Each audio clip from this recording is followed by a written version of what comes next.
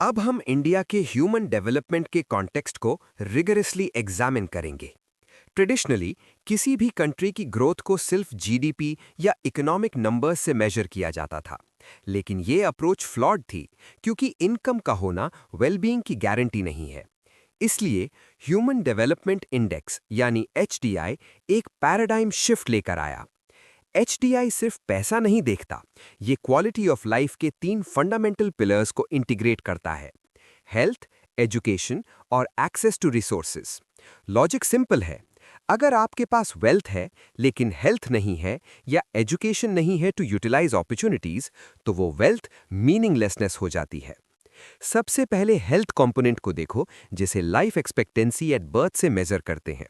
ये सिर्फ जिंदा रहने की बात नहीं है, बल्कि एक लॉन्ग और हेल्दी लाइफ लीड करने की कैपेबिलिटी है। दूसरा पिलर है एजुकेशन, जो एक्सपेक्टेड ईयर्स ऑफ स्कूलिंग और मीन ईयर्स ऑफ स्कूलिंग से असेस होता है। एजुकेशन यहाँ सिर्फ लिटरेसी नहीं है, ये नॉलेज एक्सेस है, जो सोशल मोबिलिटी के लिए जरूरी है। तीसरा है स्टैंडर्ड ऑफ लिविंग, जो जीएनआई पर कैपिटा से निकलता है। नोट करें कि यहाँ जीडीपी नहीं, जीएनआई यूज होता है, ताकि फॉरेन रेमिटेंसेस और एक्चुअल इनकम फ्लो को कैप्चर किया जा सके। इंडिया की position medium human development category में है, with an HDI value around 0.633। Graph को ऑब्जर्व करें, 1990 से कर्व ऊपर जा रहा है, जो ये शो करता है कि एब्सोल्यूट टर्म्स में इंप्रूवमेंट हुई है, लेकिन पेस स्लो है। ये स्लोप ऑफ प्रोग्रेस हमें बताता है कि हमारे हेल्थ और एजुकेशन इन्वेस्टमेंट्स अभी भी ऑप्टिमल लेवल पर नहीं है। अब जरा स्पेशल पर्सपेक्टिव यानी रीजनल जियोग्राफी पर फोकस करें। इंडिया में ह्यूमन डेवलपमेंट यूनिफॉर्म नहीं है, एक स्ट्रॉन्ग रीजनल इम्बैलेंस विजिबल है। मैप देखिए, ये कोर पेरिफेरी पैटर्न शो कर रहा है। केरला कंसिस्टेंटली टॉप परफॉर्म करता है। क्यों? इसका reason historical investment in social infrastructure है। वहां एजुकेशन और हेल्थ केयर पर फोकस इंडिपेंडेंस से पहले से था। इसके कॉन्ट्रास्ट में स्टेट्स लाइक बिहार, उड़ीसा और छत्तीसगढ़ लैगिंग स्टेट्स हैं। यहाँ विशियस साइकिल ऑफ पॉवर्टी काम कर रही है। Low literacy leads to low income, which leads to poor health and back to low literacy. ये स्पेशल डिस्पैरिटी कॉलोनियल लेगेसी और अनइक्वल रिसोर्स डिस्ट्रीब्यूशन का रिजल्ट है। Coastal states generally better perform करते हैं due to trade and historical exposure, जबकि hinterlands यानी landlocked states often resource curse face करते हैं। तो जब हम एचडीआई पढ़ते हैं, हमें सिर्फ रैंक नहीं देखनी, बल्कि ये समझना है कि स्टेट स्पेसिफिक वेलफेयर पॉलिसीज और गवर्नेंस मॉडल्स कैसे ह्यूज डेवलपमेंटल गैप्स क्रिएट कर सकते हैं। क्लियर है? पॉवर्टी को समझना इकोनॉमिक्स में सबसे कॉम्प्लेक्स टास्क है, क्योंकि ये स्टैटिक नहीं है और इसकी डेफिनेशन समय के साथ इवॉल्व होती है। स्लाइड 2 में हम पॉवर्टी एस्टिमेशन की हिस्ट्री और multi dimensional poverty index MPI के स्ट्रक्चरल शिफ्ट को डिकोड करेंगे। पहले प्लानिंग कमीशन पॉवर्टी को सिर्फ कैलोरी इनटेक से मापता था कि इंसान को खाना मिल रहा है या नहीं, लेकिन मॉडर्न इकोनॉमी में सिर्फ खाना काफी नहीं है। इसलिए मेथोडोलॉजी शिफ्ट हुई टुवर्ड्स कंजम्पशन एक्सपेंडिचर। यहाँ 2 इंपॉर्टेंट कमिटीज हैं, तेंदुलकर कमिटी 2009 और रंगराजन कमिटी 2014। तेंदुलकर कमिटी ने एक मेजर ब्रेक लिया। इन्होंने कैलोरी एंकर को ड्रॉप किया और MPCE monthly per capita consumption expenditure को बेस बनाया। इन्होंने हेल्थ और एजुकेशन पर होने वाले खर्चे को भी इंक्लूड किया, जो पहले इग्नोर होते थे। इसलिए पॉवर्टी लाइन बास्केट थोड़ा ब्रॉड हुआ। फिर आई रंगराजन कमेटी। इन्होंने आर्ग्यू किया कि सिर्फ एक्सपेंडिचर देखना गलत है, न्यूट्रिशन भी जरूरी है। तो इन्होंने वापस कैलोरी नॉर्म्स 2155 रूरल और 2090 अर्बन को रीइंट्रोड्यूस किया, लेकिन उसमें प्रोटीन्स और फैट्स की रिक्वायरमेंट भी ऐड की। नोटिस करें कि रंगराजन की पॉवर्टी लाइन ₹3247, तेंदुलकर ₹2733 से हाई है। इसका इम्प्लीकेशन ये है कि जब आप पॉवर्टी लाइन का बार रेस करते हैं तो number of poor people increase हो जाते हैं। ये स्टैटिस्टिक्स का खेल नहीं, सर्वाइवल का मिनिमम थ्रेशोल्ड डिफाइन करने की कोशिश है। लेकिन मॉनिटरी पॉवर्टी यानी इनकम सब कुछ कैप्चर नहीं करती। यहाँ एंट्री होती है मल्टी डायमेंशनल पॉवर्टी इंडेक्स की। इनकम एक मीन्स है, लेकिन हेल्थ और एजुकेशन एंड्स हैं। एमपीआई डेप्रिवेशन को मेजर करता है, क्या इंसान के पास एक्सेस है। ये एल्कार फॉस्टर मेथोडोलॉजी पर बेस्ड है। इसके 3 डायमेंशंस, हेल्थ, एजुकेशन और स्टैंडर्ड ऑफ लिविंग वही है जो एचडीआई के हैं, लेकिन इंडिकेटर्स ज़्यादा ग्रैन्युलर हैं। जैसे हेल्थ में सिर्फ डेथ नहीं, न्यूट्रिशन और चाइल्ड मोर्टेलिटी देखते हैं। लिविंग स्टैंडर्ड में assets, flooring, electricity, fuel, sanitation check करते हैं। राइट साइड वाला सनबर्स्ट चार्ट देखें।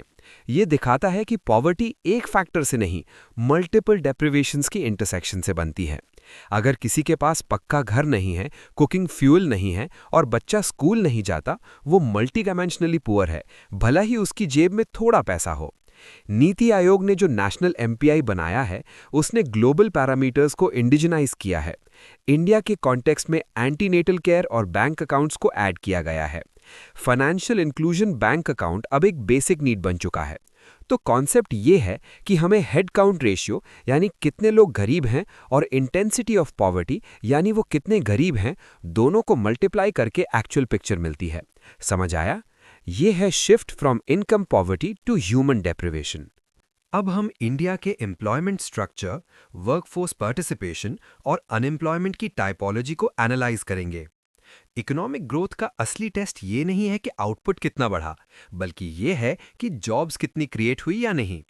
सेंसस ऑफ इंडिया वर्कफोर्स को क्लासिफाई करता है based on duration of work. यहाँ वर्कफोर्स पार्टिसिपेशन रेट यानी WPR एक की मेट्रिक है, percentage of total workers to total population. Interestingly, WPR rural areas में अर्बन एरियाज से हाई होता है। ऐसा क्यों? क्योंकि रूरल एरियाज में पॉवर्टी ज्यादा है, इसलिए वहां लोग आइडल बैठना अफोर्ड नहीं कर सकते। वो लो प्रोडक्टिविटी काम में भी इंगेज हो जाते हैं जस्ट टू सर्वाइव। वर्कर्स दो टाइप के हैं, मेन वर्कर्स जो साल में 6 महीने या 183 डेज से ज्यादा काम करते हैं, और मार्जिनल वर्कर्स जो 183 डेज से कम काम करते हैं। इकोनॉमिक स्टेबिलिटी मेन वर्कर्स से आती है, जबकि मार्जिनल वर्कर्स हाईली वल्नरेबल होते हैं। सेक्टोरल कॉम्पोजिशन का ग्राफ देखें, 1951 टू 2011 तक एक ड्रास्टिक शिफ्ट हुआ है। एग्रीकल्चर का शेयर जीडीपी में तो रैपिडली गिरा है, लेकिन एम्प्लॉयमेंट में ये अभी भी लार्जेस्ट एम्प्लॉयर यानी 49% इन 2011 बना हुआ है। ये एक ह्यूज स्ट्रक्चरल एनॉमली है। इसका मतलब ये है कि मेजॉरिटी पॉपुलेशन उस सेक्टर में है जहां इकोनॉमिक वैल्यू यानी मनी सबसे कम जनरेट हो रही है। सेकेंडरी सेक्टर यानी मैन्युफैक्चरिंग ने उतनी जॉब्स क्रिएट नहीं की जितनी करनी चाहिए थी, इसलिए लोग सीधा एग्रीकल्चर से सर्विसेज यानी टर्शरी में शिफ्ट हो गए। इसे प्रीमेच्योर डी इंडस्ट्रियलाइजेशन या सर्विसेज लेड ग्रोथ कहते हैं, जो एम्प्लॉयमेंट पर्सपेक्टिव से हेल्दी नहीं है, क्योंकि services sector high skilled labour मांगता है जो रूरल पॉपुलेशन के पास नहीं है। इस सिचुएशन से पैदा होती है डिस्गाइज्ड अनएम्प्लॉयमेंट। इमेज देखें, खेत में जरूरत 2 लोगों की है लेकिन लगे 5 हैं। अगर आप उन एक्स्ट्रा 3 लोगों को हटा भी दें तो टोटल आउटपुट ड्रॉप नहीं होगा। इसका मतलब उन एक्स्ट्रा वर्कर्स की मार्जिनल प्रोडक्टिविटी 0 है। ये इंडिया के एग्रीकल्चर की सबसे बड़ी प्रॉब्लम है। लोग एम्प्लॉयड दिखते हैं पर इकोनॉमिक वैल्यू ऐड नहीं कर रहे। दूसरी तरफ है स्ट्रक्चरल अनएम्प्लॉयमेंट। ये तब होती है जब इकोनॉमी चेंज होती है, जैसे टेक्नोलॉजी आई, लेकिन वर्कर्स के पास नए स्किल्स नहीं हैं। आज के टाइम में एआई और ऑटोमेशन के कारण ये मिसमैच बढ़ रहा है। जॉब अवेलेबल है पर वर्कर क्वालिफाइड नहीं है। तीसरा है सीजनल अनएम्प्लॉयमेंट, जो एग्रीकल्चर का नेचर है। हार्वेस्ट और सोइंग के बीच के लीन मंथ्स में किसान के पास काम नहीं होता। तो अनएम्प्लॉयमेंट इंडिया में सिर्फ काम ना मिलना नहीं है, बल्कि प्रोडक्टिव काम ना मिलना यानी अंडर एम्प्लॉयमेंट है। हेल्थ किसी भी नेशन का फंडामेंटल एसेट है। स्लाइड 4 में हम क्रिटिकल हेल्थ मैट्रिक्स और इंडिया के हेल्थ केयर सिस्टम के सबसे बड़े इंटरवेंशन आयुष्मान भारत को डिकोड करेंगे। पहले मैट्रिक्स को समझें। इन्फेंट मोर्टालिटी रेट यानी IMR का मतलब है 1000 जिंदा बच्चों में से कितने 1 साल से पहले मर जाते हैं।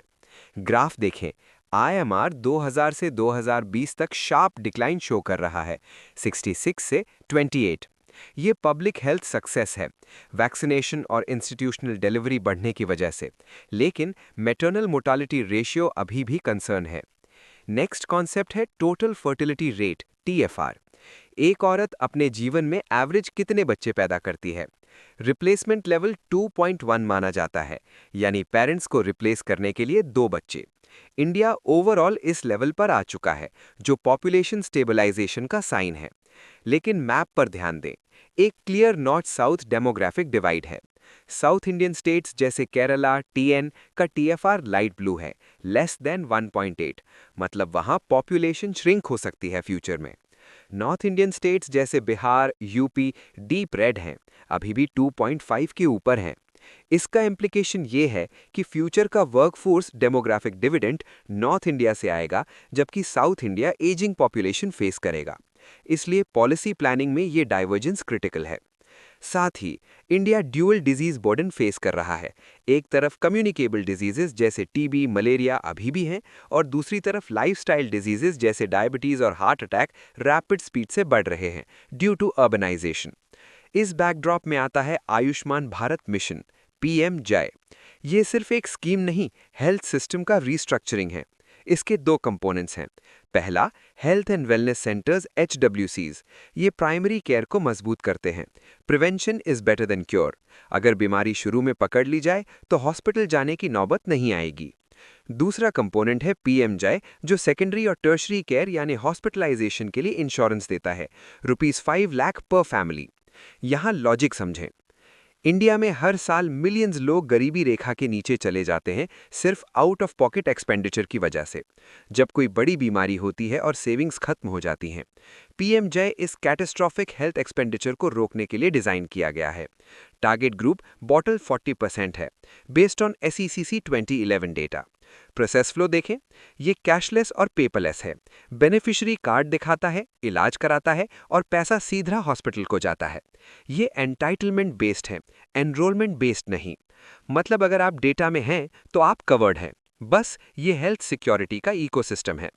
एजुकेशन डेवलपमेंट का बेडरॉक है। स्लाइड 5 में हम एजुकेशन इंडिकेटर्स के गैप्स और नेशनल एजुकेशन पॉलिसी 2020 के ट्रांसफॉर्मेशनल रिफॉर्म्स को कनेक्ट करेंगे। पहले करंट स्टेटस देखते हैं। लिटरेसी रेट 2011 74.04% है, लेकिन एग्रीगेट नंबर रियलिटी छुपा लेता है। जेंडर गैप देखें, मेल लिटरेसी 82% और फीमेल लिटरेसी 65% में ह्यूज डिफरेंस है, खासकर रूरल एरियाज में।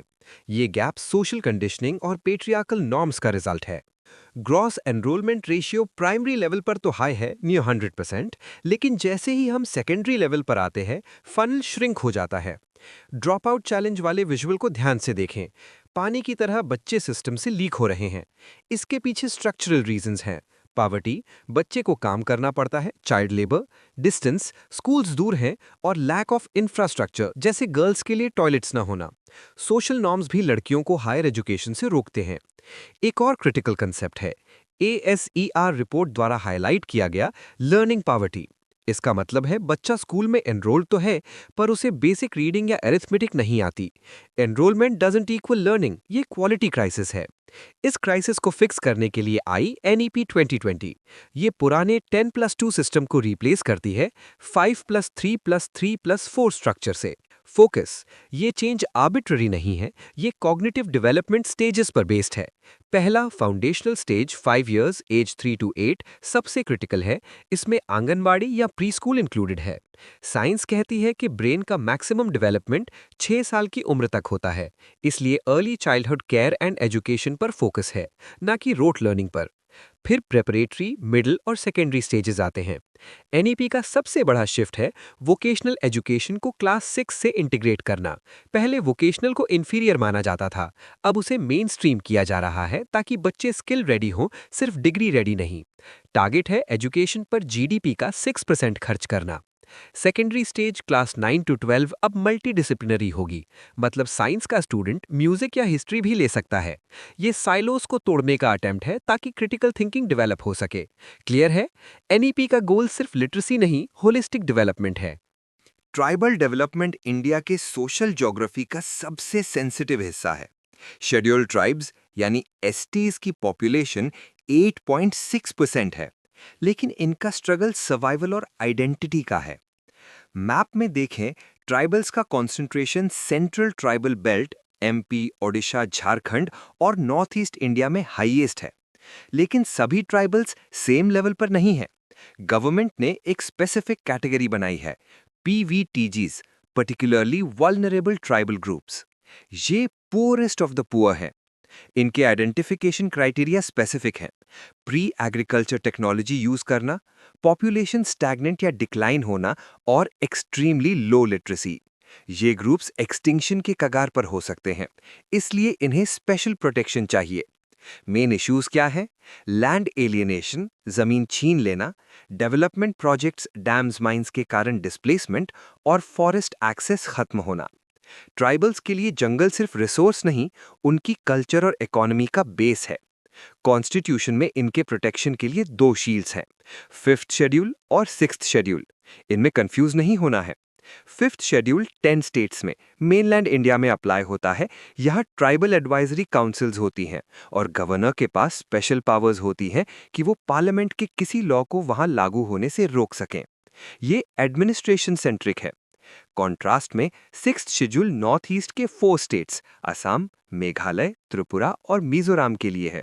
ये ज्यादा पावरफुल है क्योंकि यहाँ ऑटोनमस डिस्ट्रिक्ट काउंसिल्स यानी एडीसीज बनती हैं, जिनके पास लेजिस्लेटिव यानी लॉ बनाने की और जुडिशियल पावर्स होती हैं। सिक्स्थ शेड्यूल ट्राइब्स को ऑटोनॉमी देता है, जबकि फिफ्थ शेड्यूल प्रोटेक्शन देता है। सबसे बड़ा गेम चेंजर है फॉरेस्ट राइट्स एक्ट ऑफ 2006। इसने हिस्टोरिकल इनजस्टिस को एक्नॉलेज किया। कॉलोनियल टाइम से फॉरेस्ट डिपार्टमेंट ट्राइबल्स को एनक्रोचर्स मानता था।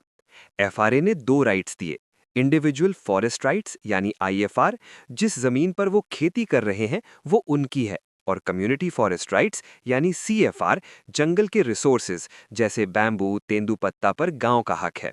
इस प्रोसेस में ग्राम सभा यानी पूरे गांव की असेंबली को सुप्रीम अथॉरिटी बनाया गया है क्लेम इनिशिएट करने के लिए। प्रोसेस फ्लो देखें, ग्राम सभा, एसडीएलसी, डीएलसी, पावर ब्यूरोक्रेट से लेकर लोगों को दी गई है। ये डिसेंट्रलाइज्ड गवर्नेंस का परफेक्ट एग्जाम्पल है।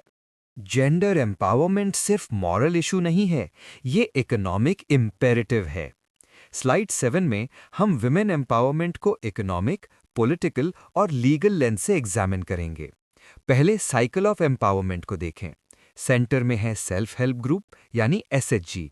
एसएचजी मूवमेंट जैसे केरला में कुडुम्बश्री ने क्रांति ला दी है।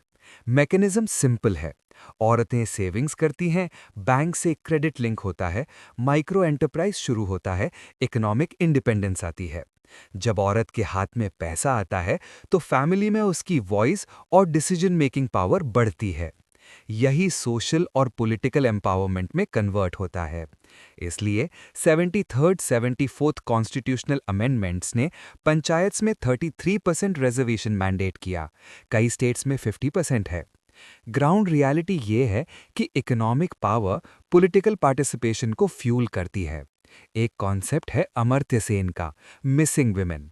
ये उन विमेन को रेफर करता है जो डेमोग्राफिक स्टैटिस्टिक्स में होनी चाहिए थी, लेकिन सेक्स सिलेक्टिव अबॉर्शन, निग्लेक्ट या पुअर हेल्थ केयर की वजह से जिंदा नहीं है। चाइल्ड सेक्स रेशियो का डिक्लाइन यानी 918 एक अलार्मिंग इंडिकेटर है कि सोसाइटी में बेटी को बोझ माना जा रहा है। इस मेंटालिटी को तोड़ने के लिए जेंडर बजटिंग यूज होती है। बजट का एनालिसिस करना कि क्या इससे विमेन को फायदा हो रहा है। राइट साइड में लीगल अम्ब्रेला है, प्रोटेक्शन अगेंस्ट वायलेंस। घर के अंदर वायलेंस रोकने के लिए डोमेस्टिक वायलेंस एक्ट 2005 है, जो राइट टू रेसिडेंस भी देता है। वर्कप्लेस पर सेफ्टी के लिए पॉश एक्ट 2013 है, जो विशाखा गाइडलाइंस पर बेस्ड है, जो इंटरनल कंप्लेंट्स कमिटी यानी आईसीसी मैंडेट करता है। सेक्स सिलेक्टिव अबॉर्शन रोकने के लिए पीसीपीएनडीटी एक्ट है, और सबसे ऊपर बेटी बचाओ बेटी पढ़ाओ। ये एक ट्राई मिनिस्टीरियल कन्वर्जेंस है, विमेन एंड चाइल्ड, हेल्थ और एचआरडी। इसका फोकस माइंडसेट चेंज पर है, सीएसआर यानी चाइल्ड सेक्स रेशियो को इंप्रूव करना। चार्ट देखें, जब लीगल प्रोटेक्शन मिलती है तो सोशल इंडिकेटर्स यानी SRB, sex ratio at birth improve होते हैं। तो एम्पावरमेंट लीनियर नहीं है, ये मल्टी फैसेटेड है। पैसा यानी एसएचजी, पावर यानी पॉलिटिक्स और प्रोटेक्शन यानी लॉ, तीनों मिलकर स्टेटस ऑफ विमेन को एलिवेट करते हैं। हमारा फाइनल स्लाइड फोकस करता है सोशल सिक्योरिटी पर। इंडिया के वर्कफोर्स का स्ट्रक्चर ऐसा है कि 90% लोग अनऑर्गेनाइज्ड या इनफॉर्मल सेक्टर में काम करते हैं। Construction workers, street vendors, gig workers जैसे ज़ोमैटो, उबर ड्राइवर्स। इनके पास ना जॉब सिक्योरिटी है, ना पेड लीव, ना पेंशन। यही सबसे बड़ा चैलेंज है। स्लाइड का पाई चार्ट देखिए। सिर्फ 8-9% फॉर्मल वर्कर्स हैं जिनके पास एम्प्लॉयर लिंक्ड बेनिफिट्स जैसे पीएफ, इंश्योरेंस है। बाकी 92% वल्नरेबल हैं। इस वल्नरेबिलिटी को समझें रिस्क मैट्रिक्स के थ्रू। इनफॉर्मल वर्कर के लाइफ में 3 बड़े रिस्क्स होते हैं: इलनेस यानी बीमारी, डिसेबिलिटी या डेथ, और ओल्ड एज। क्योंकि इनकी इनकम डेली बेसिस पर होती है और सेविंग्स कम होती हैं, कोई भी एक शॉक जैसे एक्सीडेंट या बीमारी इन्हें सीधा पॉवर्टी ट्रैप में ढकेल देता है। पॉवर्टी ट्रैप वो दलदल है जहां बंदा कर्ज लेकर इलाज कराता है और फिर कर्ज चुकाने के लिए और गरीब होता जाता है। इसलिए सोशल सिक्योरिटी एक वेलफेयर चैरिटी नहीं, बल्कि एक इकोनॉमिक सेफ्टी नेट है। कोड ऑन सोशल सिक्योरिटी 2020 का एम यही है कि गिग वर्कर्स और प्लेटफॉर्म वर्कर्स को भी कवर किया जाए। गवर्नमेंट ने इसके लिए 3 मेजर स्कीम्स लॉन्च की हैं जो लाइफ साइकिल अप्रोच पर बेस्ड हैं। 1. ओल्ड एज सपोर्ट, अटल पेंशन योजना APY। ये अनऑर्गेनाइज सेक्टर के लिए पेंशन स्कीम है। लॉजिक ये है कि जब आप यंग हैं 18 to 40 थोड़ा कंट्रीब्यूट करें और 60 के बाद गारंटीड पेंशन मिलेगी। ये डिफाइंड बेनिफिट है। Death risk PMJJBY Jeevan Jyoti बीमा योजना। सिर्फ 436 रुपीस पर ईयर, बहुत नॉमिनल प्रीमियम में 2 लाख का लाइफ कवर। ये इंश्योर करता है कि अगर ब्रेड विनर की डेथ हो जाए तो फैमिली सड़क पर ना आए। एक्सीडेंट रिस्क PMSBY सुरक्षा बीमा योजना। 20 रुपीस पर ईयर में 2 लाख का एक्सीडेंटल कवर। राइट साइड वाला मैट्रिक्स देखें। ये स्कीम्स कॉन्ट्रीब्यूटली मॉडल पर चलती हैं: small premium, government corpus, large benefit.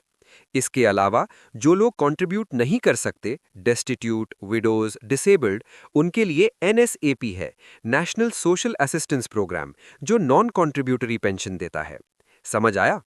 Objective ये है कि इकोनॉमिक ग्रोथ का फायदा सबसे नीचे वाले वर्कर तक पहुंचे और वो किसी इमरजेंसी में वापस पॉवर्टी में ना गिरे।